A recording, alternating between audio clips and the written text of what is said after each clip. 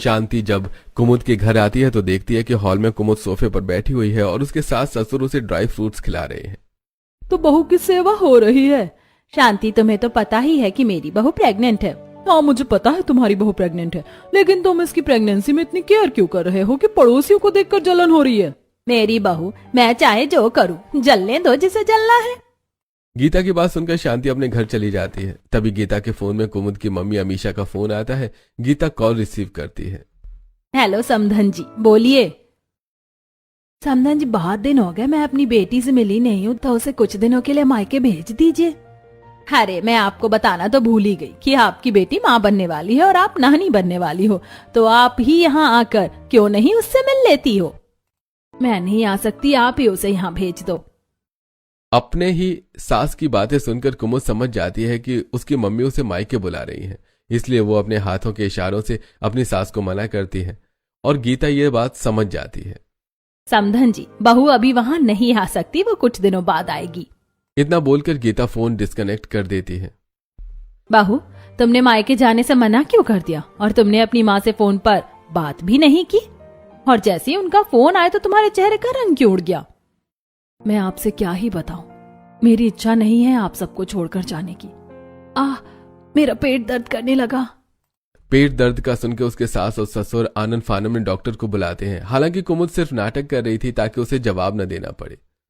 आज तो बच गई, आगे न जाने क्या होगा। आखिर कुमुद मायके क्यों नहीं जाना चाहती, क्या वजह है, और आखिर कब तक वो मायके जाने से बची रहेगी? कुछ दिनों तक तो वो बची रहती है, लेकिन फिर एक दिन उसके मायके में उसकी बहन, भाभी, भाई, मम्मी और पापा घर के सभी काम जैसे खाना बनाना, साफ सफाई और मार्केट का काम करके हॉल में बैठे हुए थे। मैं तो खाना बना बनाकर थक गई हूँ। हम दोनों सब्जी लाकर थक गए। हम दोनों घर की साफ सफाई करके थक गए। जब से कुमुद गई है तब से घर के सभी काम हमें करने पड़ते हैं, और अब ससुराल से आ ही नहीं रही है महारानी, उसे कोई बहाना बनाकर बुलाना पड़ेगा। बोलती हुई अमीशा कुमुद की सास को कॉल लगा देती है और जैसे ही वो कॉल रिसीव करती है वैसे ही। हेलो समधन जी, मैं बहुत बीमार हूँ, अपनी बेटी को देखना चाहती हूँ, तो प्लीज उसे भेज दीजिए। इसी बहाने हम सब उसे देख भी लेंगे और प्रेगनेंसी में उसकी केयर भी कर लेंगे। ठीक है समधन जी, मैं कल ही उसे आपके पास भेजती हूँ। कुमुद की सास कुमुद के कमरे में जाकर उसे मायके जाने को कहती है। नहीं मम्मी जी, मैं आप सबको छोड़कर मायके नहीं जाना चाहती। बहू, तुम्हारी माँ बीमार है, जाकर उनसे मिलाओ। अगर उन्हें कुछ हो गया तो जिंदगी भर रोती रहोगी, और लोग क्या कहेंगे कि ससुराल वालों ने बहू को बीमार माँ को देखने भी नहीं जाने दिया। अपनी सास की बात मानकर कुमुद अगले ही दिन अपने मायके पहुंच जाती है। वो जैसे ही अपने मायके में परिवार वालों के साथ हॉल में सोफे पर बैठती है वैसे ही। ओ महारानी, यहाँ हमने तुझे आराम देने के लिए नहीं बुलाया। किचन में कितने सारे जूठे बर्तन पड़े हैं, वो धो जाके। मम्मी, आपको तो पता है ना कि मैं प्रेग्नेंट हूँ। हाँ, प्रेग्नेंट है तो क्या काम नहीं करेगी? अपनी मम्मी की बात सुनकर उदास कुमुद किचन में जाकर सिंक में रखे जूठे बर्तन धोने लगती है। तभी उसका पापा वहां आता है और अरे जल्दी जल्दी हाथ चला, तुझे अभी पूरे घर की सफाई भी करनी है, पूरा घर अस्त व्यस्त पड़ा हुआ है। जल्दी जल्दी बर्तन साफ करके कुमुद हॉल में जाकर झाड़ू लगाने लगती है। तभी वहां उसकी भाभी आती है। उसे देखकर कुमुद उसके पास जाती है और भाभी, मैं बहुत थक गई हूँ, आप मेरी हेल्प करवा दो ना। बड़ी आई हेल्प मांगने वाली, तेरे ना रहने पर घर का सारा काम मैं ही करवाती आई हूँ। अब तू आ गई है तो तू ही करेगी। तभी वहां कुमुद का भाई और मम्मी आ जाते हैं। अरे धीरे धीरे हाथ मत चला, जल्दी से झाड़ू लगा, अभी तो तुझे बाजार भी जाना है सब्जियां और राशन लेने। अपने घर वालों के सामने बेबस कुमुद बाजार चली जाती है और वहां से महीने भर का राशन और 2 दिन की सब्जियां खरीदकर सिर पर रखकर घर वापस आ रही होती है। तभी उसे मोहल्ले की कुछ औरतें वंदना और राशि दिखती हैं। कैसे मायके वाले हैं, इसकी शादी से पहले तो घर का सारा काम इससे ही करवाती थी, और अब शादी के बाद भी। हाँ बहन, तुम सही कह रही हो। मैंने तो सुना है कुमुद प्रेग्नेंट भी है, और ससुराल में से पलकों पर बिठा कर रखते थे, और यहाँ मायके में बेचारी की फूटी किस्मत, न जाने ये मायके आई ही क्यों। उनकी बातें सुनते हुए कुमुद थकी हुई घर पहुंच जाती है और सोफे पर बैठकर आराम करने लगती है। तभी उसके मम्मी पापा वहां आ जाते हैं और तू बाजार से आ गई और तूने बताया भी नहीं, और तू यहाँ आराम कर रही है। जा किचन से सरसों का तेल ले आ, मेरे हाथ पैर बहुत दर्द कर रहे हैं तो मालिश कर दे। मम्मी, मेरे खुद के हाथ पैर दर्द कर रहे हैं, मुझसे मालिश नहीं होगी।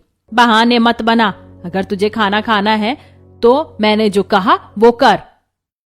ठीक है, मैं अपने ससुराल चली जाऊंगी, अभी वैभव को बुलाती हूँ। इतना बोलकर कुमुद जैसे ही फोन में वैभव का नंबर डायल कर ही रही होती है कि उसकी मम्मी उससे फोन छीन लेती है। ऐसे कैसे जाएगी ससुराल? जब हम भेजेंगे तब तो तू जाएगी। आखिरकार कुमुद को अपनी मम्मी की बात माननी पड़ती है। वो किचन जाकर वहां से सरसों का तेल ले आती है और उसके पैरों की मालिश करने लगती है। मालिश करते हुए उसे कुछ याद आता है। जब वो ससुराल में थी तब उसके ससुराल वाले उसकी कितनी केयर करते थे। उस दिन कुमुद थकी हुई अपने कमरे में बैठी थी, तभी वहां उसकी सास आती है। बहू, तुम थकी हुई लग रही हो। हाँ मम्मी जी, मेरे पैर दर्द कर रहे हैं और थकान भी महसूस हो रही है। बहू, तुमने ये बात मुझसे पहले क्यों नहीं बताई? बोलकर वो किचन जाकर वहां से सरसों का तेल ले आती है और उसके पैरों की मालिश करने लगती है। ये बात याद करते हुए कुमुद के हाथ रुक जाते हैं। ओ महारानी, कहाँ खो गई? और तेरे हाथ रुक क्यों गए? थोड़ा जोर से मालिश कर, मेरे पैर बहुत दर्द कर रहे हैं। तभी वहां कुमुद की भाभी आती है और सिर्फ मालिश ही नहीं करना, अभी तुझे खाना भी बनाना है। अपनी मम्मी के पैरों की मालिश करके कुमुद किचन में जाकर खाना बनाने लगती है। इस तरह मायके पहुंचते ही उसके घर वाले घर के सारे काम उसे सौंप देते हैं। इस तरह कुछ दिन बीत जाते हैं। फिर एक दिन हॉल में रखे सोफे पर बैठी हुई अमीशा कुमुद के बनाए हुए पकौड़े खा रही थी। तभी उसके फोन में गीता का कॉल आता है और वो कॉल रिसीव करती है। हेलो समधन जी, मेरी बहू कहाँ है? उसका कॉल आज लग ही नहीं रहा है और ना वो खुद कॉल करती है। अब मैं आपको क्या बताऊं समधन जी, जब से कुमुद यहाँ आई है अपनी सहेलियों के साथ कहीं यहाँ कहीं वहाँ घूमती ही रहती है। घर में उसके पांव टिकते ही नहीं और उसका फोन खराब हो गया है। मायके जाते ही बहू अपने ससुराल वालों को भूल गई, हमें याद ही नहीं करती। घर आए तो उससे कहना कि उसकी सास ने उसे याद किया है। इधर उधर की बातें करके अमीशा कॉल डिस्कनेक्ट कर देती है। कुमुद अपनी मम्मी की सारी बातें वहीं पास ही खड़ी सुन रही थी। मम्मी, तुमने झूठ क्यों बोला? तू चुप कर, मुझे पता है क्या करना है क्या नहीं, और तू अपना काम कर। भले ही कुमुद की मम्मी नहीं चाहती थी कि वो ससुराल में किसी से भी बात करे, लेकिन एक दिन उसे अपनी सास से बात करने का मौका मिल ही जाता है। उस दिन अमीशा अपना फोन हॉल में भूलकर अपने कमरे में चली गई थी और कुमुद हॉल में झाड़ू लगा रही थी। तभी उसकी सास का कॉल आता है और वो कॉल रिसीव कर लेती है। हेलो मम्मी जी, नमस्ते।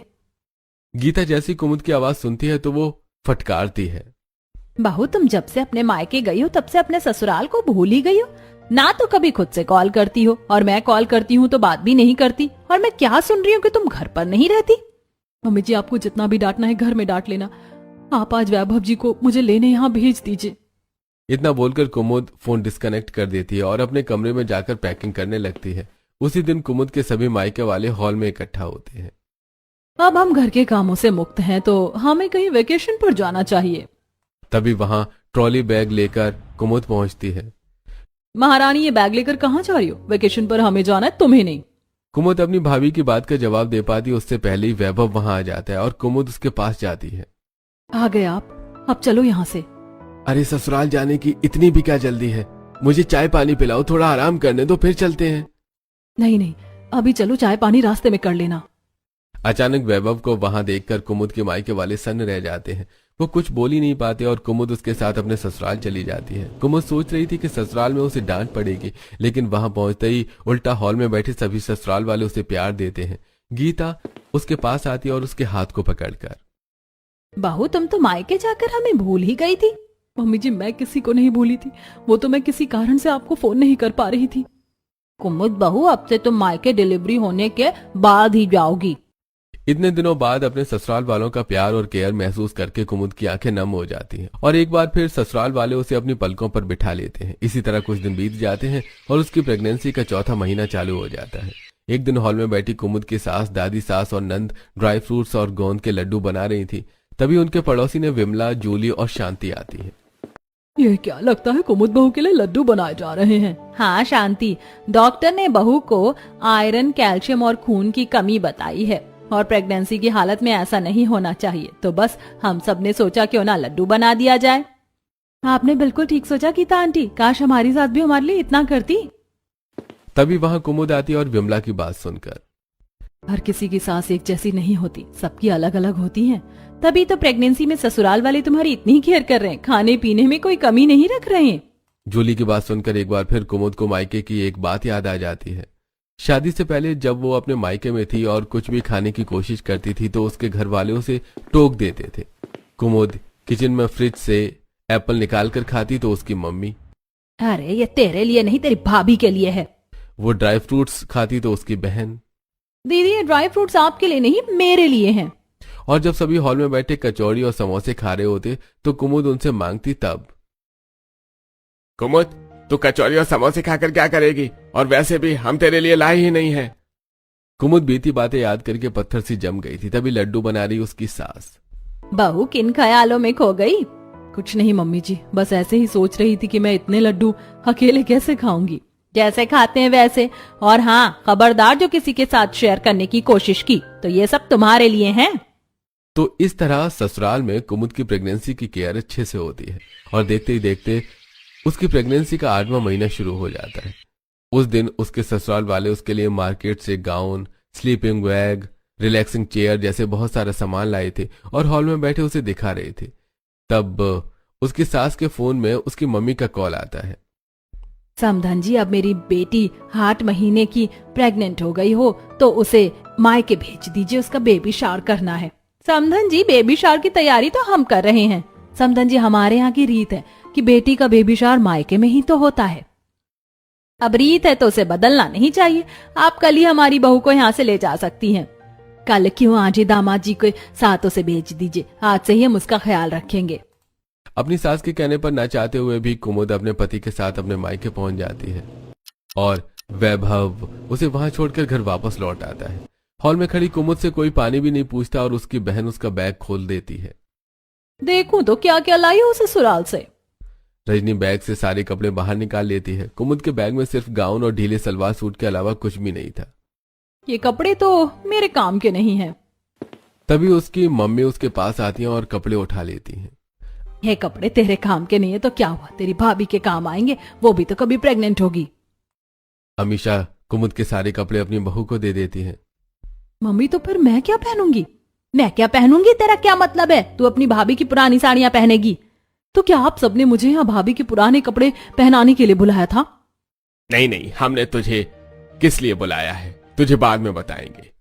एक बार फिर वो अपने ससुराल की प्रेगनेंसी केयर से निकलकर मायके में आ चुकी थी और उसे इस बार पता भी नहीं था कि उसे क्यों बुलाया गया है। भले ही प्रेग्नेंट कुमुद की मायके में फिक्र करने वाला कोई नहीं था, लेकिन ससुराल में ना होते हुए भी उसके ससुराल वाले उसके लिए फिक्रमंद रहते थे।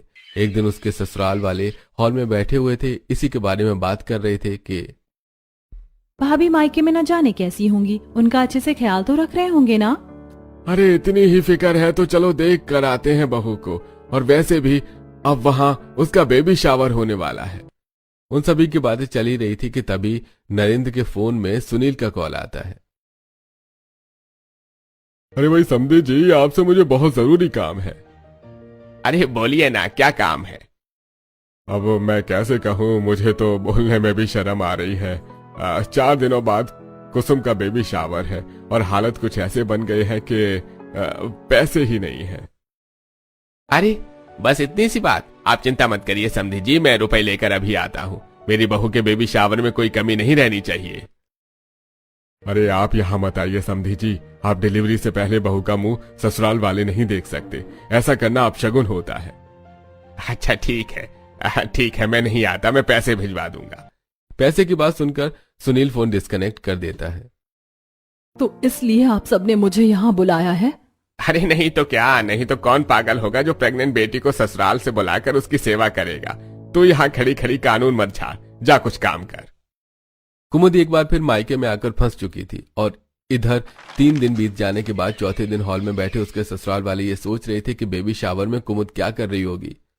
मेरी बहू ने आज लाल कलर की साड़ी पहनी होगी। नहीं मम्मी, भाभी ने गाउन पहना होगा। अरे तुम चुप रहो, यहाँ बातें करने से अच्छा खुद जाकर बहू को देखाओ। काश हम बहू को देख पाते, लेकिन ऐसा करना अपशगुन होगा बाबूजी। इतना बोलकर नरेंद्र अपने समधी की कही बात दोहराता है। तुम पागल है क्या? ये शगुन अपशगुन कुछ नहीं होता। मैं जा रही हूँ अपनी पोता बहू को देखने, जिसे मेरे साथ आना है आ जाए। माँ, अगर बहू के मायके वाले ये मानते हैं तो हमें भी मानना चाहिए, और अगर हमारे जाने के बाद बहू के साथ कुछ बुरा हुआ तो सब उसका जिम्मेदार हमें ही ठहराएंगे। पापा एक काम करते हैं, हम सब अपना मुंह ढककर चलते हैं, वहां मेहमानों की भीड़ में शामिल हो जाएंगे, किसी को पता भी नहीं चलेगा। सब लोग निखिल की बात मान लेते हैं और इस उम्मीद में कि कुमुद के घर में उसका बेबी शावर की रस्म चल रही होगी, सब लोग उसके मायके मुंह ढककर पहुंच जाते हैं। लेकिन हॉल में उसके सभी घर वालों को बैठे मिठाइयां खाते हुए और कुमुद को पोंछा लगाते हुए देखकर सबका गुस्सा सातवें आसमान पर पहुंच जाता है। बहू, तुम ये क्या कर रही हो? गीता भागकर कुमुद के पास जाती है और कुमुद उससे लिपट जाती है। अरे तुम सभी ये मेरी बहू से क्या करवा रहे हो? अरे भाई समधी साहब, आप सब अचानक क्या, कैसे, क्यों आए हो? अच्छा हुआ हम यहाँ आ गए। हमें तो पता तो चला कि तुम सब हमसे कितना झूठ बोलते थे, और आखिर तुम अपनी सगी बेटी से सौतेले व्यवहार क्यों कर रहे हो? नरेंद्र की बात का किसी के पास कोई जवाब नहीं होता। अरे बताओ भाई, खामोश क्यों हो? तुम सबको सांप सूंघ गया क्या? दादाजी, इनमें से कोई कुछ नहीं बताएगा। मैं आपसे बताती हूँ, मैं हमेशा इनके लिए अनचाही रही हूँ। कभी भी इन्होंने मुझे नहीं चाहा। मैं और मेरा भाई एक साथ पैदा हुए थे। मेरे मायके वालों ने भैया को तो अपना प्यार दिया, लेकिन मुझे ना अपना सके और ना ही प्यार दिया। मैं हमेशा इनके लिए अनवांटेड चाइल्ड ही रही आई, शादी के पहले भी और शादी के बाद भी। हाँ, क्योंकि हमें ये नहीं चाहिए थी, ना पहले और ना अब। खबरदार, जो मेरी बहू से ऐसी बात करने की कोशिश की तो भले ही तुमने कुमुद को नहीं अपनाया, लेकिन अब ये हमारी बहू है। और हाँ, आज के बाद आपके यहाँ हमारी बहू कभी नहीं आएगी। तभी अचानक कुमुद का पेट दर्द करने लगता है। मम्मी जी, अचानक मेरा पेट बहुत दर्द करने लगा है। लगता है समय आ गया है। उसके ससुराल वाले उसे अस्पताल ले जाते हैं। उसी दिन प्रेगनेंसी वार्ड में कुमुद एक प्यारी सी बेटी को जन्म देती है। जब उसका जनरल वार्ड में शिफ्ट किया जाता है तो उसका पूरा परिवार, मतलब ससुराल वाले, उसे देखने आते हैं। उसकी बेटी को उसकी सास गोद में उठाती है। देखो, नन्ही परी आई है। परी नहीं, लक्ष्मी आई है। ये नन्ही परी भी है और लक्ष्मी भी है, लेकिन साथ साथ ये हमारी बहू का दूसरा जन्म भी है। जो प्यार हमारी बहू को अपने मायके में अपने माँ बाप से नहीं मिला, अब हम अपनी पोती को वो प्यार देंगे और वही प्यार बहू को भी देंगे। हॉस्पिटल से डिस्चार्ज होकर जब कुमुद अपनी बेटी के साथ घर पहुंचती है तो उसकी बेटी के स्वागत में उसके ससुराल वाले घर में पूजा रखते हैं, जिससे मोहल्ले के सभी लोगों को बुलाते हैं, लेकिन उसके मायके वालों को नहीं। पूरे घर को फूलों से मंदिर की तरह सजाया जाता है। वो देखकर मोहल्ले वाले की आंखें फटी की फटी रह जाती हैं। कुमुद के घर वालों ने प्रेगनेंसी में तो उसकी केयर की ही है, अब माँ बनने के बाद भी उसकी केयर करेंगे। कुमुद उन सभी की बातें अपनी बेटी को गोद में लिए पूजा में बैठी सुनती है और मन में बहुत ज्यादा खुश होती है। जो प्यार और केयर मुझे मायके में नहीं मिली, वो मुझे और मेरी बेटी को ससुराल में मिलेगा।